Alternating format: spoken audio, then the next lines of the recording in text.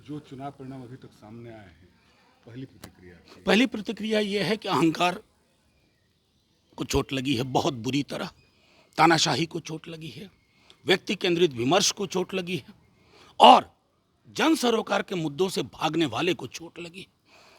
तेजस्वी जी ने कहा था 4 जून के बाद बड़े फैसले होंगे। अभी आप अगर उनके आंकड़े में नीतीश जी और चंद्रबाबू जी को निकाल दें तो वो आंकड़ा तो 0/सन्नाटा है, कुछ हासिल नहीं होगा।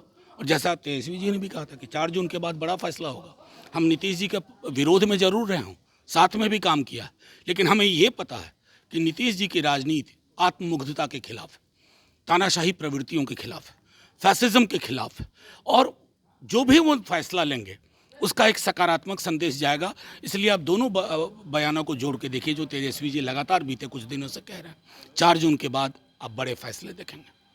अब नीतीश कुमार उनके लिए हार्ड कॉर्नर कभी भी नहीं था। आप तेजस्वी जी की बयानों को अध्ययन कीजिए, कभी उन्होंने कोई अशोभनीय टिप्पणी उनके बारे में की?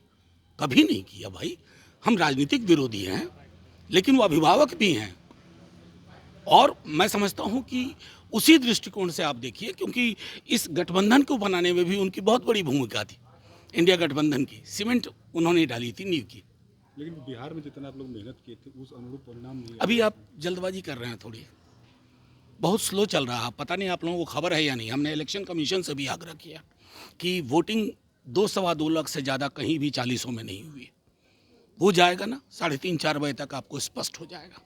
एक आखिरी सवाल, नीतीश कुमार यदि आपके साथ आना चाहेंगे तो वेलकम है? नहीं, नीतीश जी बड़ी लकीर खींचेंगे, मुझे बेहद उम्मीद है। देश के स्तर पर देश को एक प्रगतिशील विकल्प देने के लिए। राज्य तो उसका एक छोटा हिस्सा है। रास्ते खुले हैं। मैं कह, राज्य तो एक छोटा हिस्सा है।